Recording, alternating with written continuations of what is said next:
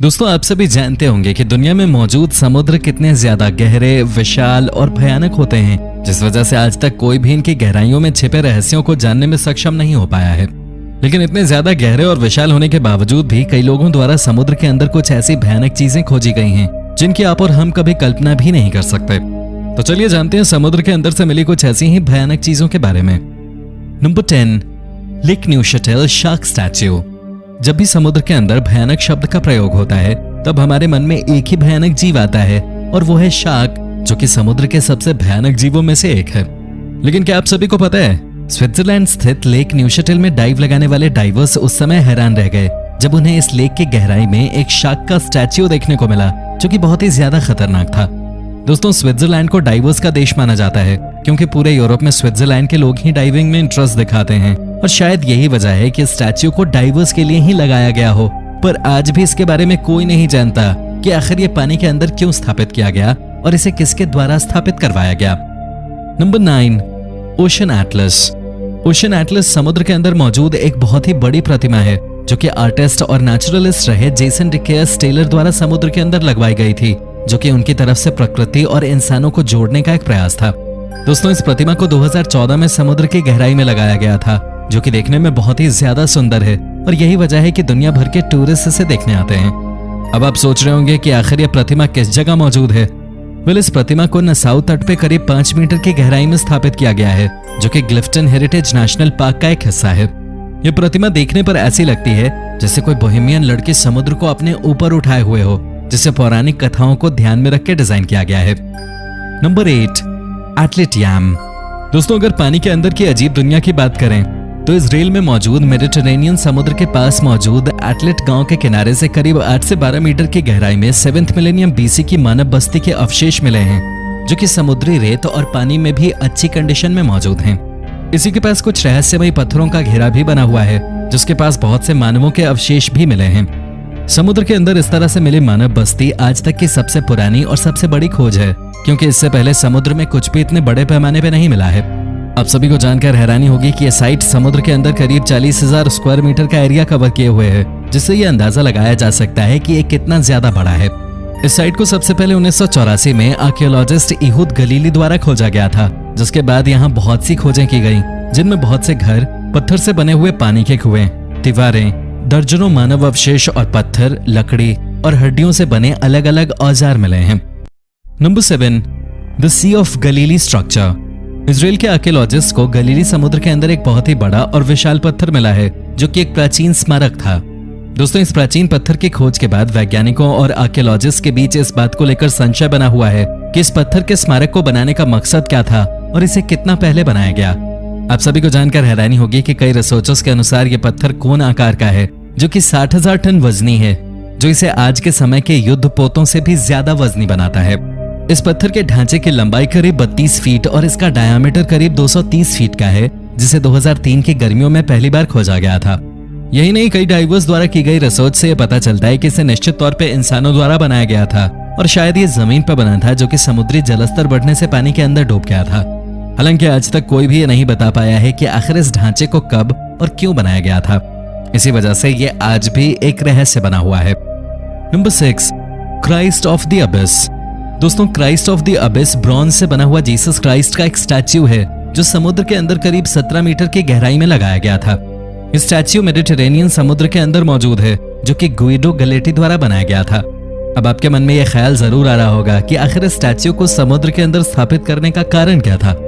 आपको जानकर हैरानी होगी कि जिन्होंने इस स्टैच्यू को बनाया और समुद्र के अंदर लगवाया था, वो एक बहुत ही अच्छे डाइवर थे, और एक बार अपने दोस्त के साथ डाइविंग करते हुए उनके दोस्त के समुद्र में ही मौत हो गई थी, जिसकी याद में उन्होंने सन 1954 में से समुद्र के अंदर स्थापित करवाया था।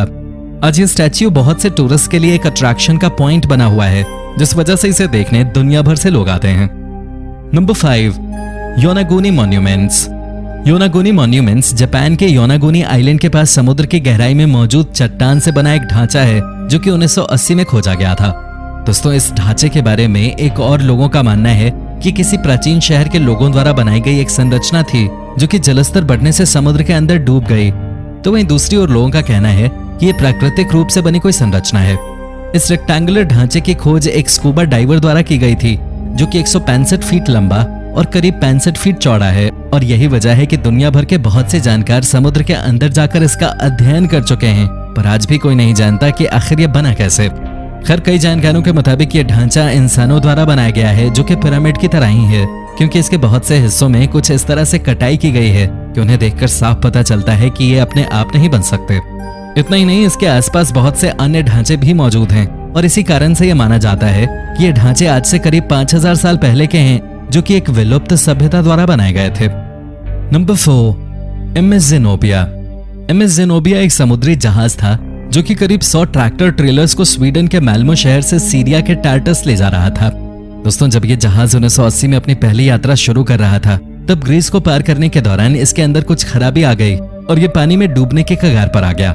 हालांकि इसको चलाने वाले कैप्टन ने इसे बहुत हद तक संभाला, लेकिन साइप्रस से गुजरने के बाद लरनाका कोस्ट के पास ये जहाज पानी के अंदर करीब 138 फीट की गहराई में डूब गया। खैर, इसके डूबने के दौरान इसमें मौजूद सभी लोगों को बचा लिया गया और किसी की भी इस हादसे में मौत नहीं हुई। आज एमएस ज़ेनोबिया पानी के अंदर जंग खा रहा एक जहाज है, जो कि अपने बड़े आकार की वजह से पानी के बाहर से भी दिख जाता है और यही वजह है कि दुनिया भर के स्कूबा डाइवर्स आज इसे देखने पानी के अंदर डाइविंग करते हैं। लेकिन क्या आप सभी को पता है, कई लोगों का मानना है कि ये जानबूझकर डुबाया गया था, क्योंकि आज तक इसके ओनर्स द्वारा इसकी इंश्योरेंस मनी क्लेम नहीं की गई है, जो इसके डूबने को एक रहस्य बनाता है। नंबर 3, मूसा मेक्सिको। मूसा मेक्सिको में स्थित एक अंडर वाटर म्यूजियम है, जो कि एक संस्था द्वारा समुद्र के अंदर बनाया गया है। इस म्यूजियम को बनाने का मुख्य कारण है कोरल रीफ्स को संरक्षण प्रदान करना। आप सभी को जानकर हैरानी होगी कि इस म्यूजियम में करीब 500 मूर्तियां मौजूद हैं, जो कि ये बताती हैं कि असल में ये म्यूजियम कितना ज्यादा बड़ा है। इसे 2009 में बनाया गया था और नवंबर 2010 में इसे आम लोगों के लिए खोल दिया गया था, जो कि जेमी गोंजालेस कैंटो द्वारा शुरू की गई एक पहल का हिस्सा था, क्योंकि वो जानती थी कि इससे मरीन लाइफ और कोरल रीफ्स को भी संरक्षण मिलेगा और दुनिया भर के पर्यटक और डाइवर इसे देखने आएंगे, क्योंकि ये उनके लिए एक डाइवर डेस्टिनेशन बन जाएगा। Number 2, the plastic bag. दोस्तों, एक अमेरिकन रिसर्चर और डाइवर ने उस वक्त दुनिया को हैरान कर दिया जब उन्होंने सबसे ज्यादा गहराई में डाइव करने के साथ समुद्र के तल पे एक प्लास्टिक बैग खोजा। विक्टर विस्कोवो जब पैसिफिक ओशन स्थित सबसे गहरी जगह मरीना ट्रेंच में गए, तब उन्होंने वहां कम से कम 4 घंटे बिताए और वो समुद्र के तल का अध्ययन करते रहे। अगर आप सभी को लगता है कि उन्हें इस गहराई में समुद्री जीवों के अलावा कुछ नहीं दिखा, तो शायद आप गलत हो, क्योंकि उन्होंने मरीना ट्रेंच के अंदर एक प्लास्टिक बैग खोज निकाला, जो कि उन लोगों के लिए एक जवाब था जो ये मानते हैं कि गहरा समुद्र अब भी प्लास्टिक की पहुंच से दूर है। Number 1, the Antikythera mechanism. दोस्तों, एंटिकथेरा मैकेनिज्म 1901 में ग्रीस और क्रेट के समुद्र के बीच एक 2000 साल पुरानी मशीन थी, जो कि पहली सदी में बनाई गई थी। अब सभी को जानकर हैरानी होगी कि जब वैज्ञानिकों द्वारा इसका अध्ययन किया गया, तब उन्हें पता चला कि यह मशीन कोई मशीन नहीं बल्कि एक तरह का कंप्यूटर है, जो कि किसी उन्नत सभ्यता द्वारा बनाया गया था। यह आज के कंप्यूटरों जैसा तो नहीं था, लेकिन जिस काल में यह बनाया गया था तब के हिसाब से यह बहुत ही ज्यादा एडवांस था। कई वैज्ञानिकों का मानना है कि इस प्राचीन कंप्यूटर का इस्तेमाल ग्रीस के लोगों द्वारा एस्ट्रोनॉमिकल पोजीशंस जानने के लिए किया जाता था। खैर, जो भी हो, आज भी वैज्ञानिकों के बीच एक कौतूहल का विषय बना हुआ है, क्योंकि उस समय इसका निर्माण होना लगभग असंभव था। तो दोस्तों, ये थी हमारी एक और रोचक वीडियो।